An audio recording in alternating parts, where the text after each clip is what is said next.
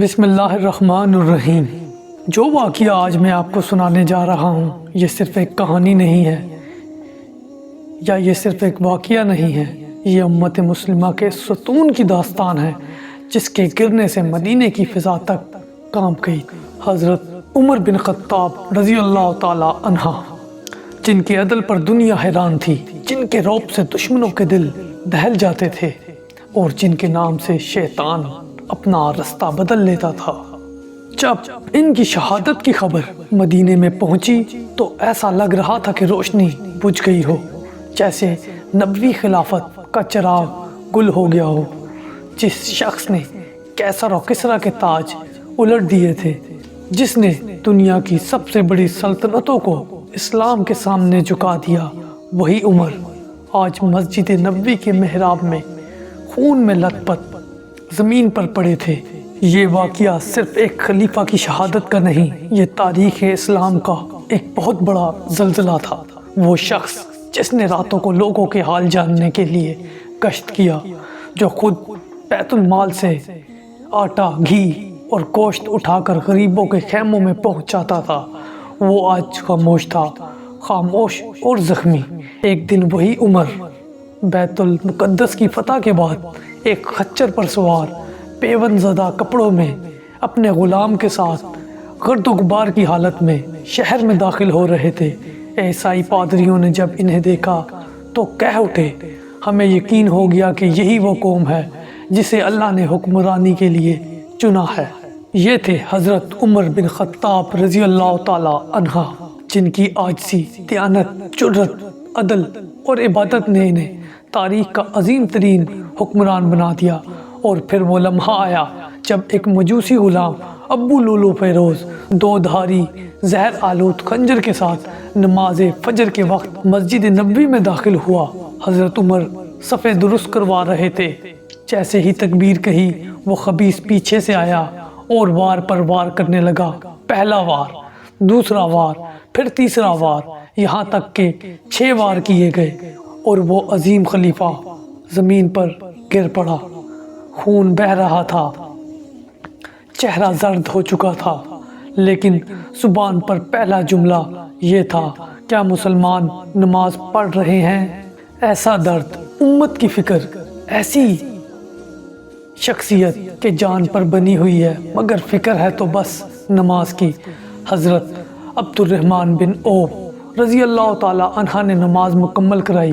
جب حضرت عمر بن خطاب رضی اللہ تعالی عنہ کو ہوش آیا تو سب سے پہلے سوال یہی کیا، کیا میری نماز مکمل ہو گئی؟ پھر فرمایا، جس کا نماز میں حصہ نہ ہو اس کا اسلام میں کیا حصہ ہے؟ کیا خوب فرمایا حضرت عمر بن خطاب رضی اللہ تعالی عنہ نے۔ یہ ایک پیغام تھا امت کے لیے کہ نماز کے بغیر اسلام نامکمل ہے۔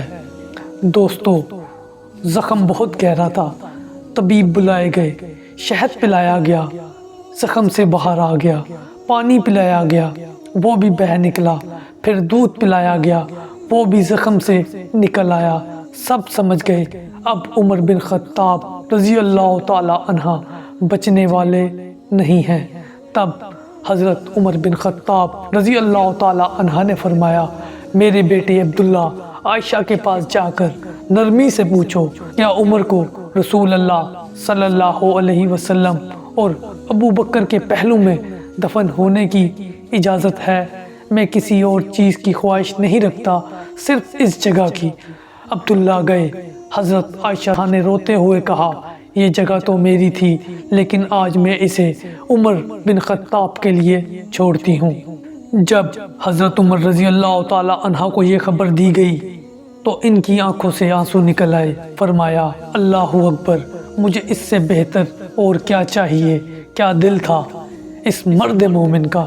پھر حضرت عمر رضی اللہ تعالی عنہ نے وصیت کی، جب میرا انتقال ہو جائے تو دوبارہ اجازت لینا، اگر حضرت عائشہ اس وقت بھی اجازت دیں تو مجھے وہاں دفن کرنا، ورنہ عام مسلمانوں کے قبرستان میں دفن کر دینا۔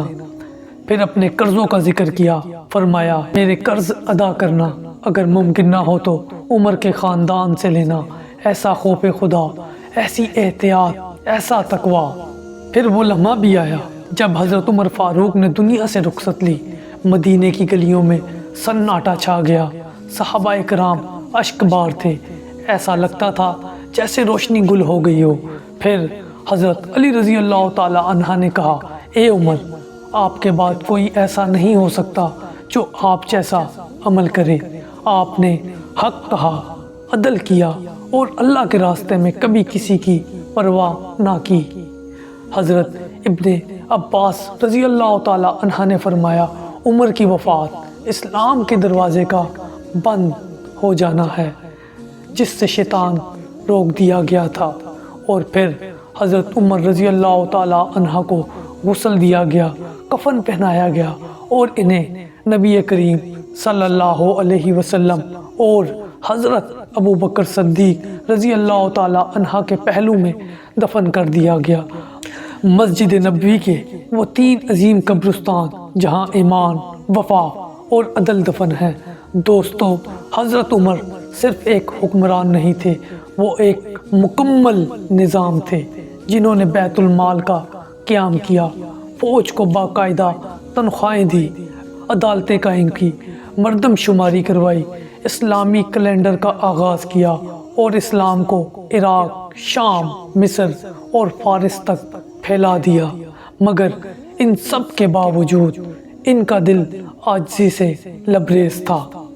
فرماتے تھے، اگر دجلہ کے کنارے ایک کتا بھی پیاسا مر گیا تو عمر سے سوال ہوگا۔ یہ وہ عمر تھے جو راتوں کو لوگوں کا بوجھ اٹھاتے تھے، جو مدینے کی گلیوں میں خود راشن لے کر جاتے تھے، جو بچوں کے لیے روٹی پکاتے تھے۔ ایک بار ایک عورت کے خیمے میں بچوں کو روتے دیکھا، پوچھا کیا ہوا؟ عورت بولی، کھانے کو کچھ نہیں، میں نے پانی میں پتھر ڈال کر ہانڈی چڑھا دی ہے تاکہ بچے سمجھیں کچھ پک رہا ہے اور سو جائیں۔ حضرت عمر رضی اللہ تعالی عنہ لرز گئے، خود بیت المال سے بوری اٹھائی اور فرمایا، قیامت کے دن عمر ان بچوں کے بھوکے سونے کا جواب دے گا۔ ایسا حکمران جس کی نگاہ صرف اللہ پر تھی۔ ان کے عدل کے واقعات سن کر دشمن بھی مسلمان ہو جایا کرتے تھے۔ ایک یہودی حضرت عمر کے پاس مقدمہ لے کر آیا۔ حضرت عمر نے حق یہودی کے حق میں پایا اور فیصلہ اسی کے حق میں کیا۔ یہودی حیران رہ گیا، کہا، ہم نے اپنی کتابوں میں پڑھا تھا کہ ایک نبی کے بعد اگر کوئی عدل کرے گا تو وہ عمر ہوگا۔ آج میں نے اپنی آنکھوں سے دیکھ بھی لیا اور وہ اسلام لے آیا۔ ایسا عدل، ایسا خوف خدا کہ راتوں کو روتے رہتے تھے۔